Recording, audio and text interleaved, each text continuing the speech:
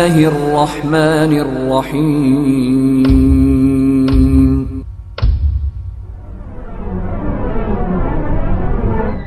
محترم حاضرین جمعہ، خواتین اسلام، اللہ رب العالمین کی تعریف ہو جو ہمارا خالق، مالک، مربی، پالنہار ہے، جس کے بے شمار بے انتہا ہم پر احسانات ہیں، اور اس کی سب سے عظیم نعمت اور اس کی سب سے بڑی دولت جو ہمیں ملی ہے وہ ایمان کی دولت ہے، اور اس ایمان کی دولت کو ہم تک پہنچایا ہے نبی رحمت صلی اللہ علیہ وسلم نے۔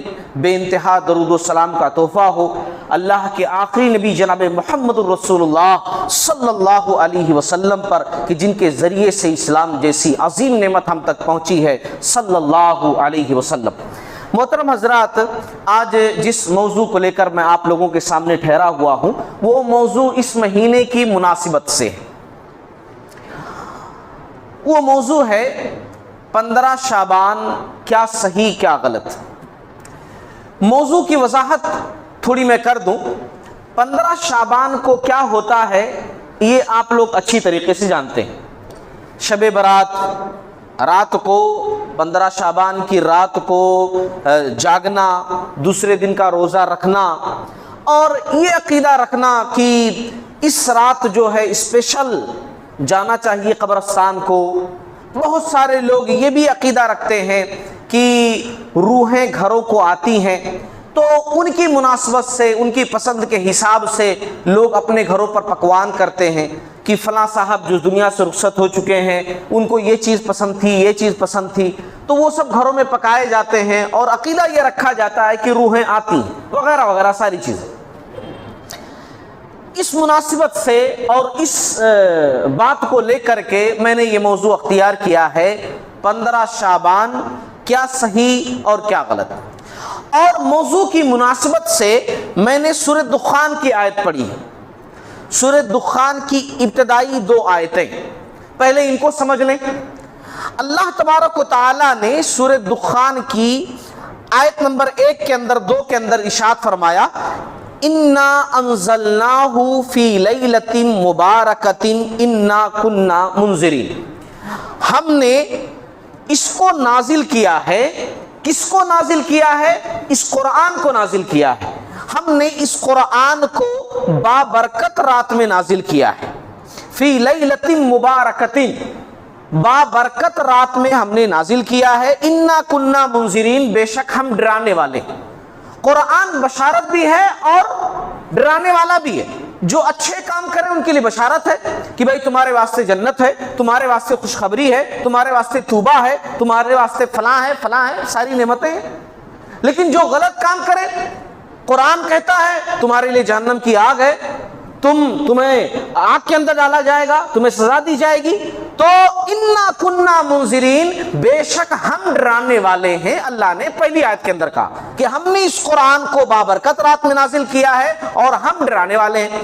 پھر دوسری آیت کے اندر کیا کہا وہ سمجھنے والی بات ہے۔ دوسری آیت میں اللہ نے کہا فیہا یفرق کل امر حکیم، اس رات میں، یعنی جس رات میں ہم نے قرآن کو نازل کیا ہے، اس رات میں ہر حکم کا فیصلہ کیا جاتا ہے۔ امر حکیم، ہر حکم کا فیصلہ کیا جاتا ہے، یعنی وہ رات ایسی رات ہوتی ہے کہ جس کے اندر آنے والے سال کی ساری چیزیں نازل کر دی جاتی ہیں، لوح محفوظ سے فرشتوں کے حوالے کر دیا جاتا ہے کہ تمہیں یہ کرنا ہے، تمہیں یہ کرنا ہے، تمہیں یہ کرنا ہے، اس سال اتنے اتنے لوگوں کا بھلا ہوگا، اس سال اتنے اتنے لوگوں کو آزمائش میں ڈالا جائے گا، اس سال فلاں آدمی کو یہ چیز دی جائے گی، اس سال ایسا کسی کا انتقال ہوگا۔ وہ تمام کے تمام فیصلے اس رات میں جو ہے کیے جاتے ہیں۔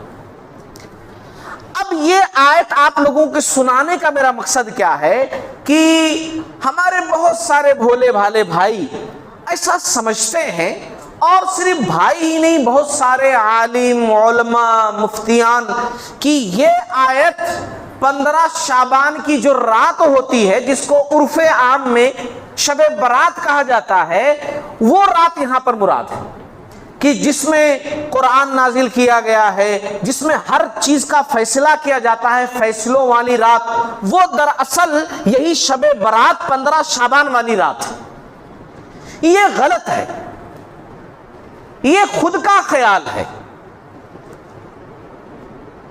کسی بھی صحابی نے اس آیت کی یہ تفسیر نہیں کی ہے، اور میں آپ لوگوں کو اگر ذرا سا ہنٹ دوں، ذرا سا اشارہ کروں، تو آپ لوگ خود فیصلہ کر سکتے ہیں کہ یہاں اللہ نے اس رات کا نام نہیں لیا ہے، بلکہ کہا ہے ایک مبارک رات، بس۔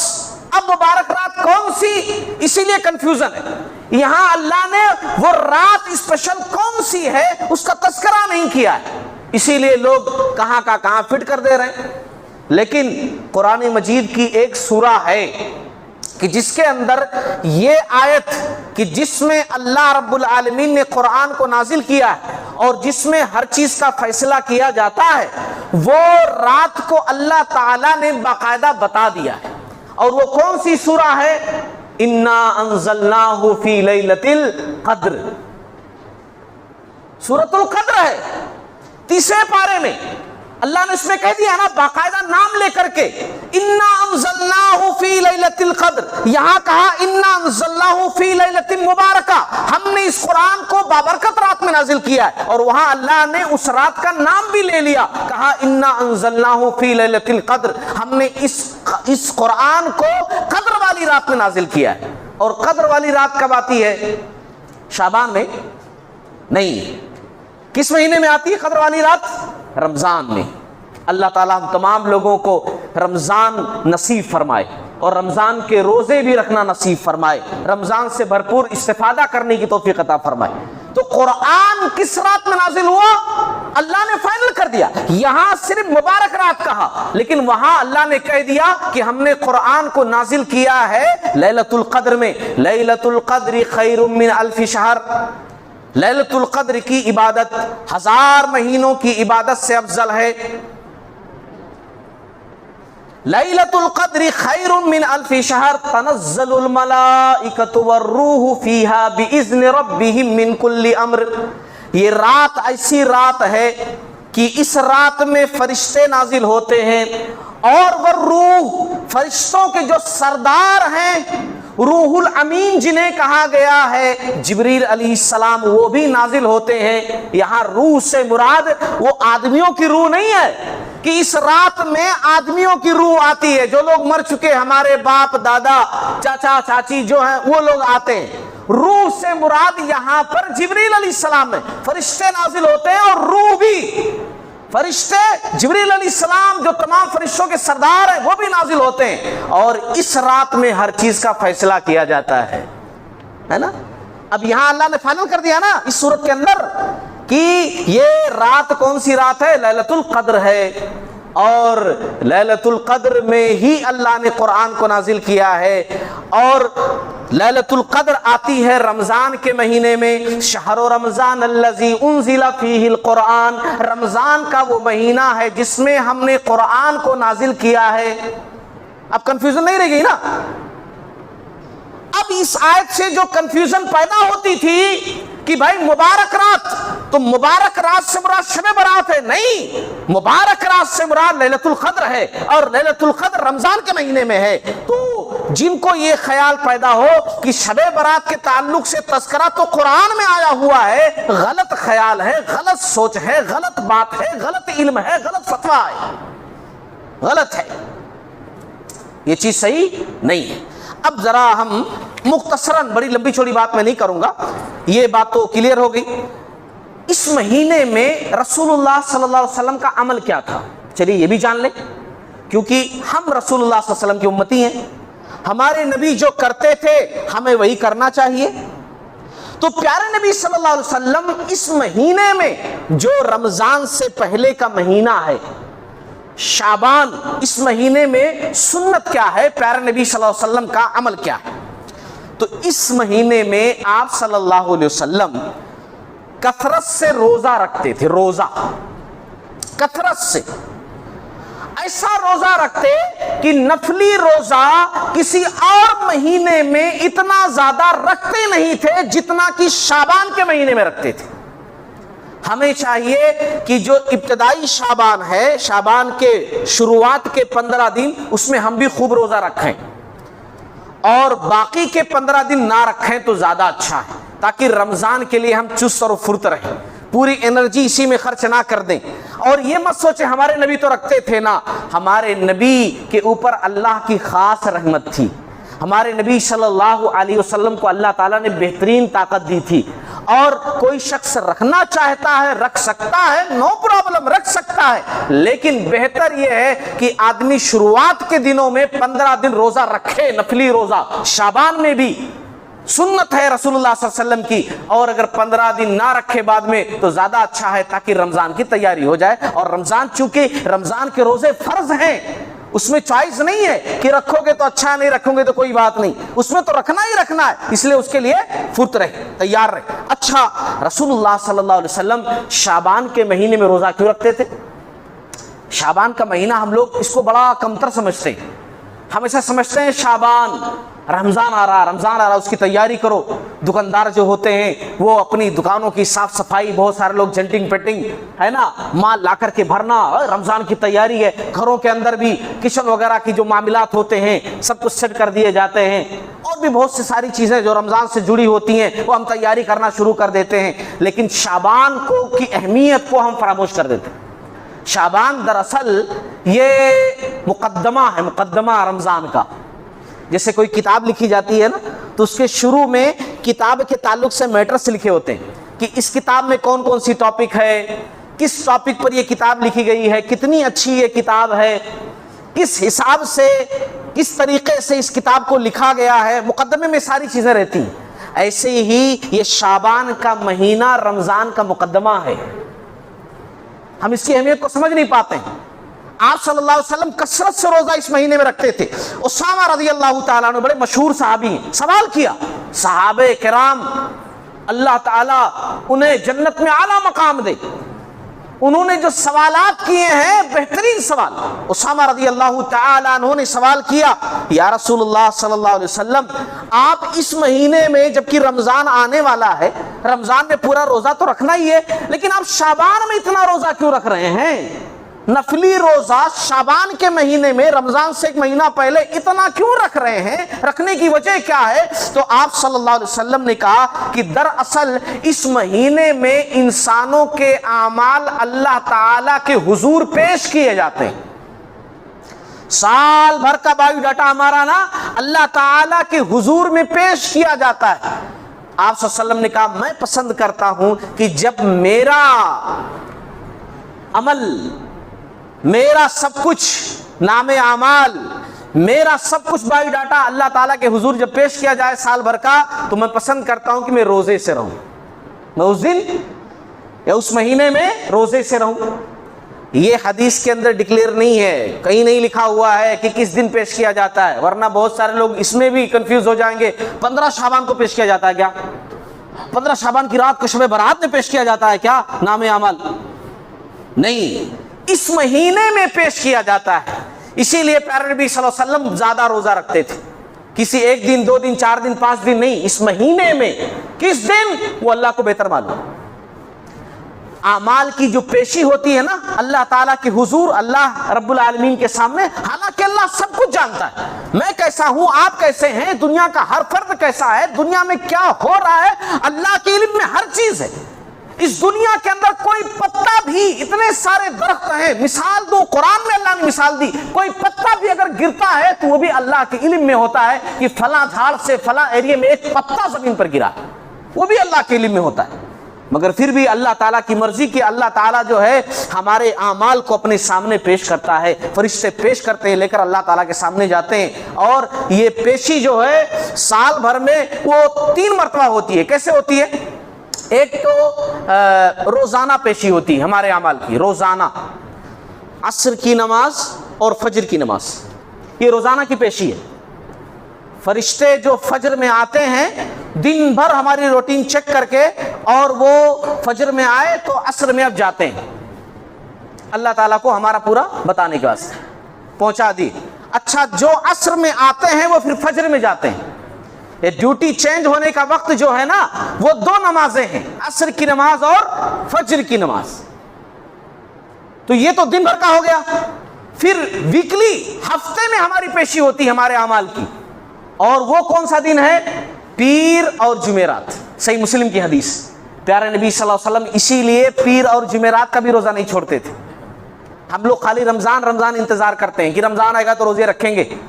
رسول اللہ صلی اللہ علیہ وسلم کی سنت یہ تھی, ہر پیر اور جمعرات کو آپ صلی اللہ علیہ وسلم روزہ رکھتے تھے. اور اس کی ایک وجہ, تمام وجوہات میں ایک وجہ یہ بھی ہے کہ پیر اور جمعرات کو ہمارے اعمال اللہ تعالیٰ کے حضور پیش کیے جاتے ہیں. یہ ویکلی ہو گیا. اور پھر سالانہ, سال بھر میں جو ہمارے اعمال پیش کیے جاتے ہیں وہ یہ مہینہ ہے جس سے ہم گزر رہے ہیں, شعبان کا مہینہ. اس میں ہمارے اعمال اللہ تعالیٰ کے حضور جو ہے پیش کیے جاتے ہیں. اسی لیے پیارے نبی صلی اللہ علیہ وسلم نے کہا میں پسند کرتا ہوں کہ جب میرا عمل اللہ تعالیٰ کے سامنے پیش کیا جائے تو اس وقت میں روزے سے رہوں. اسی لیے میں اس مہینے کے اندر کثرت سے روزے رکھتا ہوں. محترم حضرات,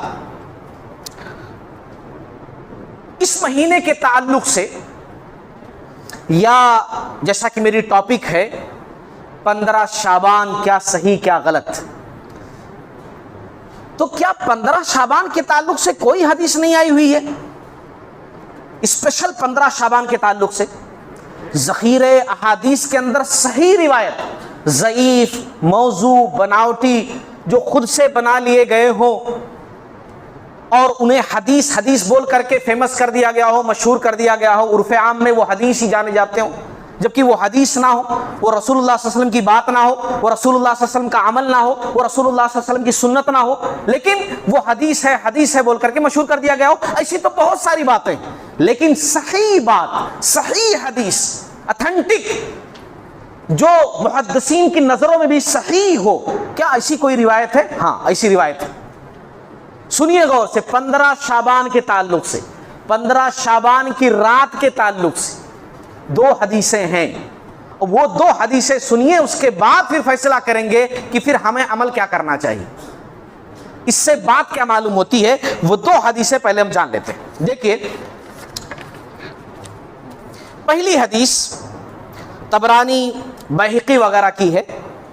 اس کے اندر ہے کہ آپ صلی اللہ علیہ وسلم نے فرمایا اللہ شعبان کی 15ویں رات کو اپنی پوری مخلوق کی طرف بنظر رحمت دیکھتا ہے. پھر سے میں پڑھ دے رہا ہوں, پھر سے سنا دے رہا ہوں, یہ حدیث آپ لوگوں کو یاد ہونی چاہیے. اللہ شعبان کی 15ویں رات کو اپنی پوری مخلوق کی طرف بنظر رحمت دیکھتا ہے. پھر مشرک اور کینہ پرور کے سوا, مشرک اور کینہ پرور کا مطلب جس کے دل میں بغض, حسد, نفرت یہ سب بھرا رہتا ہے نا, انہوں کیا کر رہے ہیں, اس کو اپنے سے زیادہ دوسروں کی فکر ہوتی ہے نا, اپنے گھر سے زیادہ وہ آزو والوں کو جاگتا ہے نا, ابھی بھی بڑھاتا رہتا ہے اپنا. تو ایسا شخص ہے نا, ایسا شخص جو کینہ پرور ہو, مشرک کینہ پرور کے سوا باقی ساری مخلوق کو اللہ تعالیٰ بخش دیتا ہے اگر وہ بخشش کے لائق ہے. ہاں, 15ویں شعبان کو اللہ تعالیٰ اپنی پوری مخلوق کی طرف بنظر رحمت دیکھتا ہے, رحمت کی نگاہ سے, اور مشرک کو چھوڑ کر, کینہ پرور کو چھوڑ کر کے باقی تمام لوگوں کو اللہ تعالیٰ بخش دیتا ہے. یہ ایک روایت مل گئی. اب اس سے پتہ کیا چلا ہمیں کیا کرنا چاہیے. اگر ہمیں 15 شعبان کی رات سے فائدہ اٹھانا ہے تو اس حدیث سے پتہ چلا کہ ہمیں شرک کبھی نہیں کرنا چاہیے, کیونکہ اگر ہم مشرک ہوئے, شرک کرنے والے ہوئے تو اس حدیث سے ہمیں کوئی فائدہ نہیں پہنچے گا. لیکن اللہ کی پناہ اسی رات میں زیادہ شرک ہوتا ہے. ہاں, درگاہ کس رات میں سجائے جاتے ہیں؟ اسی رات میں نا. درگاہوں پر پھولوں کی بارش زیادہ کس رات میں ہوتی ہے؟ اسی رات میں نا. لائٹیں, جگمگاہٹ, ہجوم کس رات میں زیادہ ہوتا ہے؟ اسی رات میں. پھولوں کی مارکیٹ زیادہ سج جاتی ہے اسی رات میں. یعنی حدیث کے بالکل اپوزٹ. حدیث میں کہا گیا اللہ مشرک کو نہیں بخشے گا, اور شرک کے اڈے اسی رات میں جگمگاتے ہیں. اور دوسرا کینہ پرور, اگر اس حدیث سے فائدہ اٹھانا ہے، رسول اللہ صلی اللہ علیہ وسلم کی اس بات سے فائدہ اٹھانا ہے، اگر ہم چاہتے ہیں کہ 15 شعبان کی رات سے کچھ فائدہ ہم کو پہنچے، تو ہمیں چاہیے کہ اپنے دل کو ہمیشہ پاک صاف رکھیں، اپنے دل کے اندر بغض، حسد، نفرت، کینہ، کپٹ، یہ جو بیماریاں ہوتی ہیں، ان بیماریوں سے اپنے دل کو مبرہ رکھیں، اپنے دل کو کلین اور بالکل صاف رکھیں۔ فائدہ ہے، فائدہ ہے کہ نہیں فائدہ ہے؟ اچھا، اب آپ یہ بھی سوچ سکتے ہیں کہ بھائی ٹھیک ہے، یہ دونوں چیزیں ہم کریں گے انشاءاللہ فائدہ ہوگا، لیکن جاگ سکتے ہیں کیا؟ حدیث مل گئی نا ایک، تو اس میں جاگنے کی بات تو نہیں ہے، لیکن جاگ سکتے ہیں کیا؟ تو صحیح بات یہ ہے کہ جاگنے کی بات نہیں، اسپیشل کسی رات کو جاگنے کی رات بنا دینا یہ غلط ہے۔ ہم کوئی بھی چیز، ہم رسول اللہ صلی اللہ علیہ وسلم کی امت ہیں، اپنی طرف سے کسی چیز کو اسپیشل نہیں بنا سکتے۔ جس چیز کو اللہ اس کے رسول نے اسپیشل بنایا وہ اسپیشل، اپنی طرف سے ہم کوئی چیز کہیں کہ نہیں یہ بھی اسپیشل نہیں بنا سکتے، یہ دین کے اندر اضافہ ہے۔ رسول اللہ صلی اللہ علیہ وسلم نے کہا اگر کوئی شخص جمعہ کے دن خاص طور سے روزہ رکھتا ہے، یہ سوچ کر کہ جمعہ کے دن بڑا فضیلت والا ہے، میں روزہ رکھوں تو اور ثواب مل جائے گا، اور جمعہ کی رات میں وہ تہجد کی نماز اور اچھے سے پڑھے کیونکہ جمعہ کی رات ہے تو اور زیادہ ثواب ملے گا، آپ صلی اللہ علیہ وسلم نے کہا نہیں، غلط۔ وہ روزانہ اس کی عادت ہے روزہ رکھنے کی، اس میں جمعہ کا دن بھی آ گیا روزہ رکھ لے، مگر اسپیشل جمعہ کو ہی میں روزہ رکھوں گا نہیں رکھ سکتا، اسپیشل جمعہ کو ہی تہجد پڑھوں گا نہیں پڑھ سکتا۔ جب نبی نے اس کو اسپیشل نہیں کیا تہجد کے لیے یا روزے کے لیے، تو ہم اور آپ اس کو اسپیشل نہیں بنا سکتے۔ دین مکمل ہے، اللہ اس کے رسول نے جس چیز کو خاص کر دیا وہ خاص، ہمارے اور آپ کے کرنے سے وہ چیز خاص نہیں ہوگی، وہ چیز غلط ہو جائے گی، ہے نا۔ اور ویسے بھی دیکھو ایک بات بتاؤں، ہر پیر کو اور جمعرات کو جنت کے دروازے کھولے جاتے ہیں، ہر پیر کو جمعرات کو جنت کے دروازے کھولے جاتے ہیں، صحیح مسلم کی حدیث۔ اور وہاں پر بھی یہی چیز ہے کہ اللہ رب العالمین مشرک کو چھوڑ کر کے، کینہ کپٹ رکھنے والے کو چھوڑ کر کے، دو لوگ جو آپس میں لڑے ہوئے رہتے ہیں ان کو چھوڑ کر کے اللہ تعالیٰ سارے لوگوں کو بخش دیتا ہے۔ تو یہ اسپیشل بات ہر پیر جمعرات کو بھی ہوتی ہے۔ تو اگر آپ کہو گے کہ اس کی وجہ سے میں 15 شعبان کی رات کو جاگوں گا، تو پھر آپ کو ہر پیر جمعرات کو جاگنا پڑے گا، کیونکہ سیم اسپیشل بات تو اس کے تعلق سے بھی ہے، جبکہ ایسا نہیں ہے۔ ہر پیر جمعرات کو رسول اللہ صلی اللہ علیہ وسلم روزہ رکھتے تھے، ہم روزہ ہی نہیں رکھتے ہیں۔ رسول اللہ صلی اللہ علیہ وسلم نے کہا میں ہر پیر کو روزہ رکھتا ہوں کیونکہ اس دن میری پیدائش ہوئی، اس دن مجھے نبوت ملی، میں نبی بنایا گیا، میرے لیے خاص دن ہے، اسی لیے میں روزہ رکھتا ہوں۔ اب اگر ہم کو رسول اللہ صلی اللہ علیہ وسلم سے محبت ہے ہر پیر کو روزہ رکھیں، مگر ہم لوگ کیا کرتے ہیں 12 ربیع الاول کو جشن مناتے ہیں۔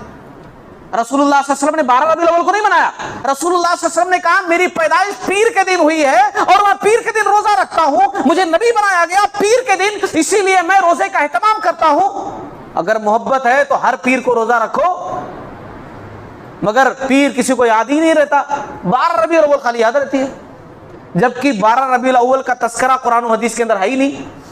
تاریخی باتیں، ہسٹری کی، سب کا اپنا اپنا اوپینین ہے، قرآن اور حدیث کے اندر کہیں مینشن نہیں کیا گیا رسول اللہ صلی اللہ علیہ وسلم کی پیدائش فلاں تاریخ کو ہوئی ہے، نہیں، رسول اللہ صلی اللہ علیہ وسلم کی پیدائش کس دن کو ہوئی ہے وہ مینشن کیا گیا، مگر دن ہمارے لیے اہم ہی نہیں ہے نا۔ روزہ رکھنا چاہیے، اور ہم جب خوشی مناتے ہیں 12 ربیع الاول کو تو اس دن روزہ رکھتے نہیں بلکہ شربتیں بانٹتے ہیں۔ رسول اللہ صلی اللہ علیہ وسلم کی پیدائش ہوئی، رسول اللہ صلی اللہ علیہ وسلم اس دن روزہ رکھتے تھے اور ہم روزہ توڑواتے ہیں شربتیں بانٹ بانٹ کر کے، پکوانا کھلا کر کے، سب کچھ الٹا ہی پلٹا کرتے ہیں ہم۔ بہرحال یہ حدیث ہو گئی، وقت کافی ہو رہا ہے۔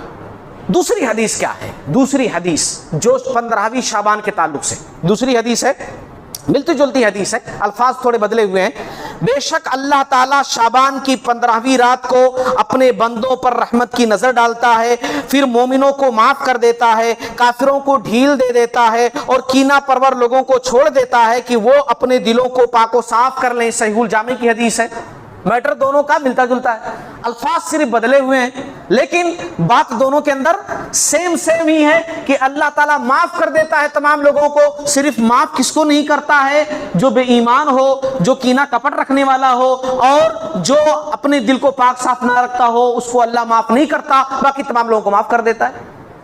ہاں، تو میرے عزیزو، یہ دو حدیثیں ہیں جو صحیح طریقے سے حدیث کے اندر آئی ہوئی ہیں، اور جن کے اندر کہیں بھی نہیں ہے کہ آپ رات جاگو دوسرے دن روزہ رکھو۔ رات جاگنے کی، روزہ رکھنے کی وہ جتنی بھی روایتیں سب بناوٹی ہیں، صحیح نہیں ہے۔ یہ دو صحیح روایتیں ہیں کہ جن سے اگر فائدہ آپ کو اٹھانا ہے تو اپنے دل کو پاک صاف رکھیے، اپنے عقیدوں کو پاک صاف رکھیے، اللہ سے صرف لو لگائیے اور اپنے دل کو ہمیشہ صاف ستھرا رکھیے۔ اور ایک بات اور بھی ذکر کر دوں میں کہ اللہ تعالی کی رحمت جو 15 شعبان کی رات کو ہوتی ہے وہ ہر رات بھی ہوتی ہے۔ ہاں، چونکیے نہیں، حیرت سے میری طرف مت دیکھیے، ہر رات کو یہ رحمت ہوتی ہے۔ بے شک حدیث کے اندر نام آ گیا اسپیشل 15 شعبان، لیکن یہ چیز، یہ آفر ہر رات بھی ہوتا ہے، ہر رات۔ صحیح مسلم کی حدیث ہے، صحیح بخاری کی حدیث ہے، صحیح مسلم کے اندر 758، صحیح بخاری کے اندر 1145 حدیث نمبر ہے، صحیح بخاری صحیح مسلم کی حدیث ہے کہ تہجد کے وقت اللہ رب العالمین جو ہے وہ سماوی دنیا پر آ کر کے اللہ تعالیٰ کی طرف سے آواز لگائی جاتی ہے کوئی مجھ سے مانگنے والا، ہے کوئی بخشش طلب کرنے والا، ہے کوئی مجھ سے فریاد کرنے والا۔ اور ہم لوگ تہجد تو چھوڑیے، فجر بھی نہیں پڑھتے، سو رہے ہوتے۔ اب اگر کوئی شخص کہے کہ دیکھو دو اسپیشل حدیثیں تو آ گئی نا جس میں 15 شعبان منشن ہے، جس میں لکھا ہوا ہے، جاگنے کی رات تو نہیں لکھا ہوا لیکن لکھا ہوا نا کہ اللہ تعالیٰ 15ویں شعبان کی رات کو بنظر رحمت دیکھتا ہے، یہ آفر دیتا ہے، اسی لیے جاگنے میں کوئی حرج نہیں ہے، تو میں کہوں گا پھر ہر رات جاگو، کیونکہ بھی ہر رات تو یہی ہوتا ہے نا۔ جب ہر رات یہی ہوتا ہے تو پھر آپ کو سونا نہیں ہے، پھر سال کے 12 مہینے آپ کو جاگنا ہی ہے۔ اگر اس سے آپ مسئلہ نکالتے ہیں کہ دو حدیثیں آ گئیں تو جاگنا ثابت ہو گیا، تو میں کہوں گا صحیح بخاری صحیح مسلم کی حدیث سے پتہ چلتا ہے کہ روزانہ اللہ تعالیٰ رحمت کی نگاہ سے دیکھتا ہے، تو پھر آپ کو سال کے 12 مہینے جاگنے پڑیں گے۔ اسی لیے آدمی جب خود سے اسلام کو بنانا شروع کرتا ہے نا تو پھنستا چلا جاتا ہے۔ خود سے اسلام کو نہیں بنانا ہے، اسلام اللہ تعالیٰ نے بنا کر کے دیا ہمارے نبی کے ذریعے سے، جو ہے اسی پر عمل کرنا ہے، نہ کچھ اس میں سے نکالنا ہے اور نہ کچھ اس میں ایڈ کرنا ہے۔ کوئی مفتی، کوئی عالم، کوئی قاری، کوئی حافظ، کوئی علامہ، کوئی مفتی، کوئی امام نہ دین کے اندر کوئی چیز ایڈ کر سکتا ہے اور نہ دین سے کوئی چیز نکال سکتا ہے۔ دین مکمل ہے، اس میں کچھ آپ اضافہ یا کمی نہیں کر سکتے۔ ہاں، جو اسلام قرآن و حدیث میں ہے اس کو بتا سکتے ہیں لوگوں کے سامنے کہ یہ لکھا ہوا ہے، ورنہ اللہ تعالیٰ نے مکمل کر دیا ہے دین کو۔ تو جو میرا موضوع تھا، جو میرا عنوان تھا، اس تعلق سے میں نے بات رکھ دی، اور وقت تھوڑا سا ہے، ایک چیز، ایک کنفیوژن اور بھی دور کر دوں۔ یہ جو جاگنے کی رات ہے نا، اس تعلق سے ایک حدیث سنائی جاتی ہے کہ رسول اللہ صلی اللہ علیہ وسلم سے ایک حدیث ثابت ہے کہ جس میں ہے کہ آپ صلی اللہ علیہ وسلم نے قبرستان جا کر دعا کی ہے، تو قبرستان جانا چاہیے، رات جاگ سکتے ہیں اور قبرستان جانا چاہیے۔ ایک حدیث ہے جس میں باقاعدہ ہے کہ آپ قبرستان جاؤ اور قبرستان والوں کے لیے دعا کرو۔ اب یہاں پر آپ لوگ پوری توجہ سے میری بات سنیں، میں آپ لوگوں سے دیکھیے جڑ کر بات کر رہا ہوں، اگر ذرا اونگیں گے، نیند میں رہیں گے تو بات سمجھ میں نہیں آئے گی۔ جو واقعہ بیان کرنے میں جا رہا ہوں مختصراً ذکر کروں گا وقت کی قلت کی بنا پر۔ دیکھو، جو واقعہ صحیح مسلم کتاب الجنائز کی حدیث، کس میں ہے یہ حدیث؟ صحیح مسلم کتاب الجنائز حدیث نمبر 974، حدیث نمبر 974۔ روایت بیان کرنے والی، واقعہ بیان کرنے والی کون ہے؟ ہماری ماں اما عائشہ رضی اللہ تعالی عنہا۔ کیا کہتی ہیں؟ کہتی ہیں کہ ایک دن، سنو کیا کہتی ہیں، ایک دن، ناٹ 15 شعبان، ناٹ 15 شعبان، ناٹ 15 شعبان، یا شعبان کے مہینے میں یا فلاں مہینے میں نہیں، کسی مہینے میں، کسی رات میں، کسی ڈٹ میں کوئی تذکرہ نہیں، ایک رات رسول اللہ صلی اللہ علیہ وسلم، میری باری تھی، میرے حجرے میں داخل ہوئے، رات کا وقت تھا اور اس کے بعد عشاء کی نماز وغیرہ ہو چکی تھی، آپ صلی اللہ علیہ وسلم میرے پاس آئے اور آپ صلی اللہ علیہ وسلم نے کیا کیا، جو اوپر کپڑے پہنتے تھے وہ نکال دیے اور پھر اس کے بعد میرے بازو میں سو گئے، میں بھی جو ہے اضافی کپڑے اتارے ہوئی تھی، آپ صلی اللہ علیہ وسلم کے بازو میں سوئی ہوئی تھی، آپ صلی اللہ علیہ وسلم لیٹے، تھوڑی دیر لیٹے تھے آپ صلی اللہ علیہ وسلم کہ آپ صلی اللہ علیہ وسلم اٹھے، میری طرف دیکھے، چیک کیا اور ہلکے سے آواز سے قدموں سے دروازہ کھول کر کے باہر نکل گئے۔ اتنی بات سے کیا بات معلوم ہوئی کہ یہ جاگنے کی رات نہیں تھی، اگر جاگنے کی رات ہوتی تو سوتے ہی کیوں، سونے کی تیاری کر رہے تھے نا، اور اماں عائشہ رضی اللہ تعالیٰ عنہ بھی سو رہی تھی، پوائنٹ یہاں معلوم ہوا۔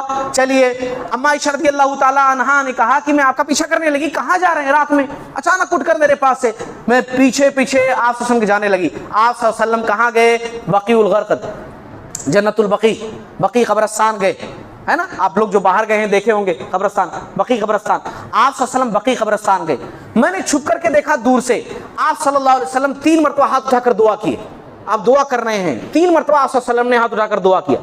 اس سے معلوم ہوا قبرستان اگر کبھی ہم جاتے ہیں، میں 15 شعبان کی بات نہیں کر رہا ہوں، قبرستان جا سکتے ہیں، کبھی بھی جا سکتے ہیں اور ان کے حق میں دعا کر سکتے ہیں اور ہاتھ اٹھا کر دعا کر سکتے ہیں، ثابت ہوا نا کہ ان کے حق میں دعا کر سکتے ہیں، قبر والوں کے حق میں، اور ہاتھ اٹھا کر دعا کر سکتے ہیں۔ آپ اردو میں دعا کیجئے ان کے واسطے، ان کے مغفرت کے لیے آپ دعا کر سکتے ہیں۔ آپ صلی اللہ علیہ وسلم 3 مرتبہ ہاتھ اٹھا کر دعا کیے، اس کے بعد واپس ہوئے۔ اما عائشہ رضی اللہ تعالیٰ نے کہتی میں بھی تیزی سے واپس ہوئی اور جلدی جلدی جلدی، کیونکہ آپ صلی اللہ علیہ وسلم سے پہلے مجھے پہنچنا تھا کمرے کے اندر، میں جلدی جلدی جا کر کے بستر پر پھر سے لیٹ گئی۔ اب آپ صلی اللہ علیہ وسلم جب پہنچے تو میری سانس چل رہی تھی کیونکہ میں جلدی جلدی کر کے آئی تھی، تو آپ صلی اللہ علیہ وسلم نے کہا عائشہ کیا بات ہے، کیا بات ہے، کیونکہ ظاہر سی بات ہے آپ صلی اللہ علیہ وسلم نے محسوس کر لیا کہ ان کی سانس تیز تیز چل رہی ہے اور جبکہ یہ پہلے سے سوئی ہوئی تھی، تو یہ حالت کیوں ہے، کیا بات ہے، یہ کچھ نہیں بولی۔ آپ صلی اللہ علیہ وسلم نے کہا دیکھو عائشہ تم بتاؤ، اگر تم نہیں بتاؤ گی تو اللہ تعالیٰ مجھے بتا دے گا وحی کے ذریعے سے، میٹر کیا ہے، بات کیا ہے، بتاؤ۔ اب عائشہ رضی اللہ تعالیٰ عنہ نے پورا واقعہ بیان کیا کہ آپ جب نکلے ایسا خاموشی سے، میں نے آپ کا پیچھا کیا، سب کچھ دیکھا، تو آپ صلی اللہ علیہ وسلم نے کہا اچھا میں نے محسوس کیا تھا کوئی سایہ میرے پیچھے ہے، میں نے محسوس کیا تھا کوئی میرا پیچھا کر رہا، وہ تم تھی۔ تو دیکھو دراصل بات کیا ہے، میں تم سے چھپاؤں گا نہیں، بات یہ ہے کہ جبریل علیہ السلام میرے پاس آئے تھے، جب میں لیٹا تمہارے بازو میں جبریل علیہ السلام آئے اور مجھے چپکے سے آواز دی، ہلکے سے آواز دی، وہ بھی دروازے کے پیچھے سے، کیونکہ تم نے اضافی کپڑے نکالے ہوئے تھے، تو جبریل علیہ السلام اندر نہیں آئے، باہر سے آواز دیے، میں باہر گیا، جبریل علیہ السلام نے کہا کہ اللہ نے آپ کو حکم دیا ہے کہ آپ جنت البقیع کے واسطے جو ہے دعا کیجئے ان لوگوں کے لیے، تو میں ان کو دعا کرنے کے لیے گیا۔ اما عائشہ رضی اللہ تعالیٰ عنہ نے پوچھا یا رسول اللہ صلی اللہ علیہ وسلم ٹھیک ہے، اگر میں کبھی جاؤں تو کون سی دعا پڑھوں، میں اگر ان کے واسطے دعا کرنا چاہوں تو کون سی دعا میں پڑھوں؟ تو آپ صلی اللہ علیہ وسلم نے کہا تم یہ دعا پڑھو، السلام علی اہل الدیار من المؤمنین والمسلمین وَيَرْحَمُ اللَّهُ الْمُسْتَقْدِمِينَ مِنَّا وَالْمُسْتَأَخِرِينَ وَإِنَّا إِنْ شَاءَ اللَّهُ بِكُمْ لَلَاحِقُونَ۔ یہ دعا تم پڑھو، آپ صلی اللہ علیہ وسلم نے یہ دعا ان کو سکھلائی کہ یہ دعا تم جانا پڑھنا۔ حدیث انڈ ختم ہو گئی یہاں پر حدیث، اس کے آگے صحیح مسلم کی حدیث کے اندر کچھ بھی نہیں لکھا ہوا ہے نا۔ اب اس میں کیا کیا بعد کے لوگوں نے جنہوں نے شب برات کو ایجاد کیا، انہوں نے اس پوری سچی حدیث میں نیچے میں ایک ٹکڑا ایڈ کیا، اور بہت پہلے یہ چیز ایڈ ہوئی ہے۔ امام ترمذی رحمۃ اللہ علیہ نے ذکر کیا، امام ترمذی رحمۃ اللہ علیہ اس ایڈ شدہ حصے کو ذکر کرتے ہوئے کہتے ہیں کہ حدیث میں ایسا ہے کہ آپ صلی اللہ علیہ وسلم جب آئے تو آنے کے بعد کہا اما عائشہ رضی اللہ تعالی عنہ سے کہ میں نے دعا اس لیے کی اسپیشل اس رات میں جا کر کے کیونکہ اللہ تعالیٰ 15ویں شعبان کی رات کو آسمانی دنیا پر نزول فرماتا ہے اور قبیلے بنو کلب کی بکریوں کے بالوں سے زیادہ تعداد میں لوگوں کی مغفرت کرتا ہے۔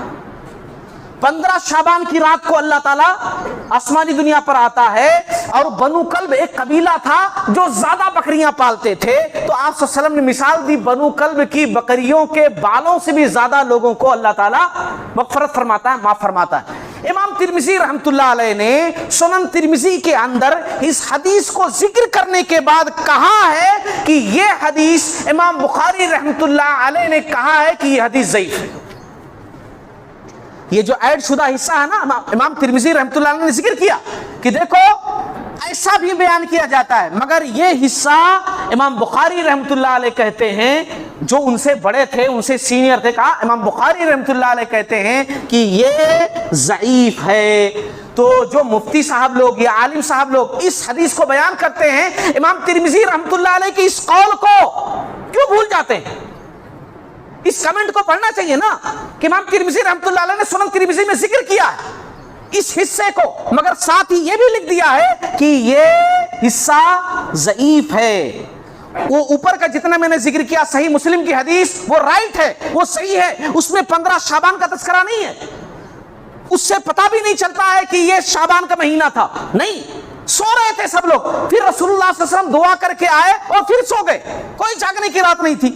اگر جاگنے کی رات ہوتی تو صحابہ جاگتے کہ نہیں جاگتے؟ اما عائشہ رضی اللہ تعالیٰ عنہ جاگتے کہ نہیں جاگتی؟ رسول اللہ صلی اللہ علیہ وسلم دوبارہ تھوڑی سونے کی تیاری تھوڑی کر رہے ہوتے، جاگنا پورا مدینہ والوں کا ہوتا، سب لوگ جاگ رہے ہیں۔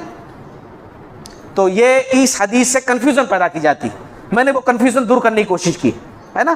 ایک واقعہ ہے، مگر واقعہ کتنا صحیح ہے، کتنا سچا ہے، اتنا صحیح مسلم والا اتنا سچا ہے۔ جو ایڈ کیا گیا ہے اس میں بنو کلب کی بکریوں، 15 شعبان، یہ ساری چیزیں اس میں ایڈ کی گئی ہیں۔ آخر میں ایک بات میں کہوں گا، ایک بات میں آپ لوگوں کو سمجھاؤں گا، ایک بات میں آپ لوگوں کو بتاؤں گا کہ دیکھو قیامت کے دن کچھ لوگ ایسے ہوں گے، اللہ نے قرآن میں تذکرہ کیا ہے، وجوہ یومئذ خاشعہ عاملۃ ناصبہ تصلی نارا حامیہ تسقی من عین آنیہ، کہ اس دن بہت سے چہرے ذلیل ہوں گے، قیامت کے دن بہت سے چہرے ذلیل ہوں گے، عاملۃ ناصبہ، وہ محنت کر کے تھکے ہوں گے۔ دنیا کے اندر ایسا نہیں کہ انہوں نے عمل نہیں کیا، دنیا کے اندر بہت کیا عمل، انہوں نے محنت کر کر کے تھک گئے، انہوں نے کتنے دن لگائے اپنے، انہوں نے کتنی راتیں جاگی، انہوں نے کتنے اذکار پڑھے، انہوں نے کتنی نمازیں پڑھی، انہوں نے کتنے روزے رکھے، لیکن صحیح طریقے سے نہیں کیا، سنت کے مطابق نہیں کیا، بس دل میں جو آیا وہ کرتے رہے، عمل کر کے تھکے ہوں گے، عاملۃ ناصبہ، محنت کر کے تھکے ہوں گے، لیکن تصلی نارا حامیہ، وہ دہکتی آگ میں داخل کیے جائیں گے۔ محنت کر کے تھکے ہوں گے مگر پھر بھی رزلٹ کیا نکلے گا؟ دہکتی ہوئی آگ میں داخل ہوں گے، تسقی من عین آنیہ، نہایت گرم چشمے کا پانی انہیں پلایا جائے گا، یعنی جہنم میں داخل کیے جائیں گے۔ جب اتنی محنت کیے تھے دنیا کے اندر کہ کر کر کے تھک کر گئے ہیں، مگر پھر بھی جہنم مل رہا ہے، کیوں؟ ہاں، سمجھنے والی چیز ہے، کیے تو تھے مگر رائٹ نہیں کیے تھے، کیے تو تھے مگر قرآن حدیث کے مطابق نہیں کیے تھے۔ ہمیں عمل کرنا ہے، زندگی بھر کرنا ہے، سانس کے آخری لمحے تک بھی کرنا ہے، ہمیشہ اللہ کی عبادت کرنی ہے، کسی ایک دن، ایک رات، ایک مہینہ نہیں، ہمیشہ اللہ کی عبادت کرنی ہے، مگر سنت کے مطابق، قرآن کے مطابق، حدیث کے مطابق، ہمارے نبی کے فرمان کے مطابق، تب ہم صحیح مسلمان مانے جائیں گے، اور تب اس کا بدلہ انشاءاللہ اللہ تعالیٰ کے پاس ملے گا۔ اللہ تعالیٰ ہم تمام لوگوں کو کہنے سننے سے زیادہ عمل کرنے کی توفیق عطا فرمائے۔ باری تعالیٰ ہمیں توفیق دے کہ جو باتیں ہم سیکھے ہیں، سمجھے ہیں، ہم دوسروں تک بھی پہنچائیں۔ باری تعالیٰ اس پر عمل کرنے والا بنائے۔ باری تعالیٰ ہمارے ملک کے اندر امن و امان پیدا فرما دے۔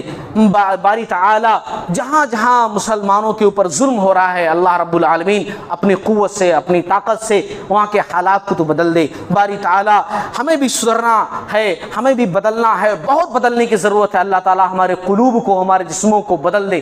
باری تعالیٰ ہمیں توفیق دے، جب تک زندہ رہیں خالص تیری عبادت کریں، تیرے نبی کے فرمان کے مطابق عمل کریں، اور جب ہمارا خاتمہ ہو تو سخت بھی ہم مومن ہوں، مسلمان ہوں۔ آمین۔ وآخر دعوانا ان الحمدللہ۔